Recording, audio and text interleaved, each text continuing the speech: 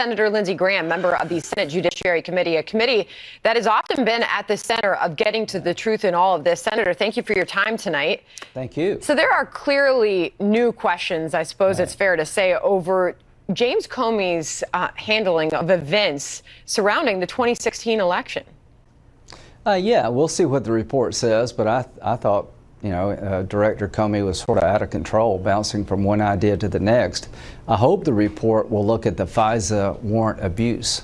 I hope they'll tell us about how a dossier prepared by a foreign agent paid for by the Democratic Party wound up being used to get a warrant on an American citizen, and this dossier is still unverified to this day. I hope they'll look at that too.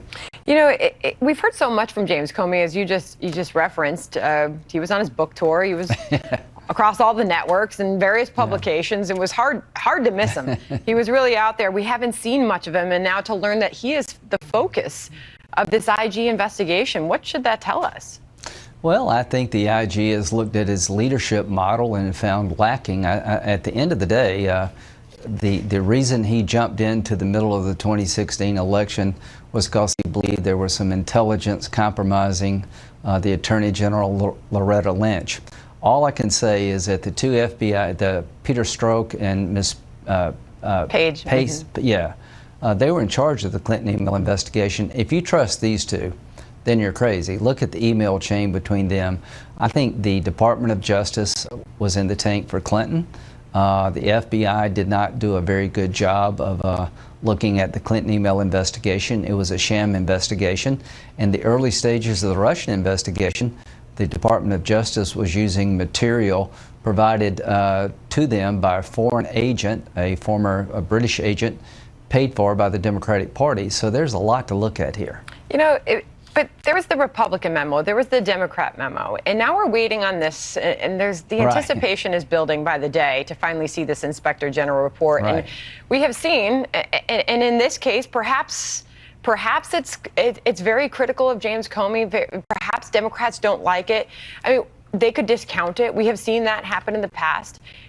What is different about this Inspector General report as the American people are told that it is so highly anticipated by members of Congress and beyond? Well, number one, it's not a Republican report. It's not a Democrat report. Mr. Horowitz is highly respected. He's viewed as a straight shooter.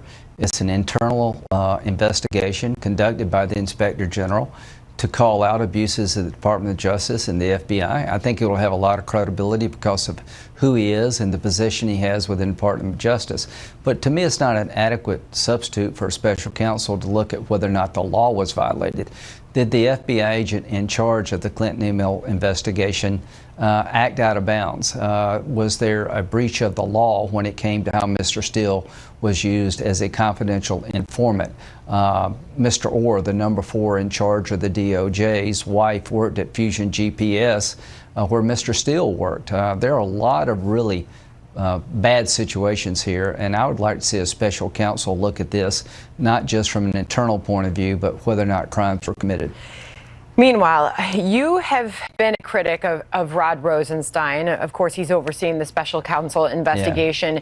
You've said he's conflicted, and I know that's your words. You wrote a letter basically saying he needs to recuse himself. You have received a letter back, and you're going to share with us what you've heard back tonight. Well, one, it didn't come from him. It came from the legislative section of the Department of Justice, not from Mr. Rosenstein. Mr. Rosenstein's a fine man. It's not, I doubt his character or his qualifications. The problem I have is that I believe he will be a witness in any obstruction of justice investigation conducted by Mr. Mueller, and I don't know how you can oversee an investigation where you're going to be a witness. He's the one that wrote the memo to President Trump suggesting why Mr. Comey should be fired. He was also in the warrant application process, the FISA warrant that was issued based on a dossier coming from a foreign agent who went to Russia, paid for by the Democratic Party. He was involved in submitting that to the court. I don't know how you could look at that aspect of this case. So to me, he seems to be conflicted. I didn't get a very good answer as to why he's not. Yeah, what was it? Well, it was kind of gobbledygook. I understand why Sessions had to bow out because he was part of the campaign that they're looking at. I just don't know how Mr. Rosenstein is not part of the witness chain. And if you're a witness, you can't oversee the investigation that you're a witness in. So maybe I'm wrong, but the letter did not answer my question. I'm not going to give up on this. I've tried to make sure that Mueller can do his job without interference, but it really does bother me that Mr. Rosenstein has not appointed a special counsel to look at DOJ and FBI abuses. And the question is, can he legitimately oversee the Mueller investigation given the role he played? Are you going to continue on with that? Absolutely. I think it's time for him to come in and answer my questions, not a letter written by somebody else. Meanwhile, the president's lawyer, Rudy Giuliani, he is going further, trying to say that they're trying to frame the president. He said this, listen. A group of 13 highly partisan Democrats that make up the Mueller team, excluding him, are trying very, very hard to frame him, to get him in trouble when he hasn't done anything wrong. What do you think of that, Senator?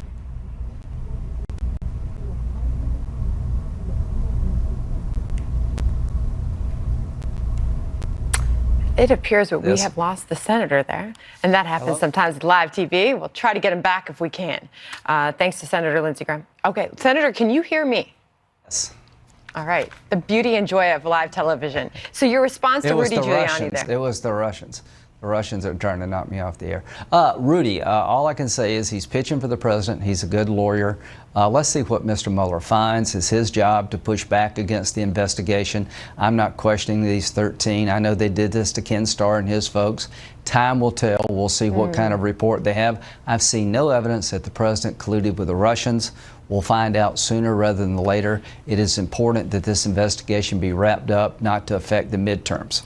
Interesting to hear his own lawyer saying they're trying to frame the president. Yeah, right. And they continue to say that they have done nothing wrong. Meanwhile, I know that you were at the White House today, and you met with the president. You talked about trade. Yeah. While that was happening, Senator, I have to tell you that there are new reports of American diplomats, while you're in that meeting, these reports coming out, new diplomats falling ill in China after hearing odd noises, they're reporting. They have been evacuated. The State Department got them out of there. But, of course, we saw a similar event in Cuba. 24 employees were affected there. And I wanted to get your response to that tonight. I have no idea what's happening around the world, but somebody is trying to hurt our people. I don't believe on its face that the government of China would do this, but I don't know. In Cuba, I can't believe it happened without their knowledge. But Secretary Pompeo is really concerned about this, so am I. I'm in charge of oversight of the State Department, and our diplomats are, they serve our country in very dangerous places like our military. So we'll find out what happened, and we'll ask China some hard questions. But this meeting with the president, here's my takeaway. The president has a plan to get us better trade deals throughout the world, including our own backyard. He has a plan to get a better deal with Canada and Mexico.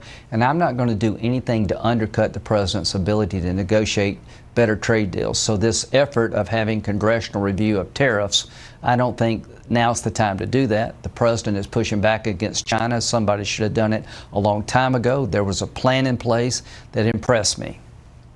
Interesting. It sounds like you continue to feel that way after a meeting today, Senator. Thank you. All right, Senator Lindsey Graham, thank you. Still ahead.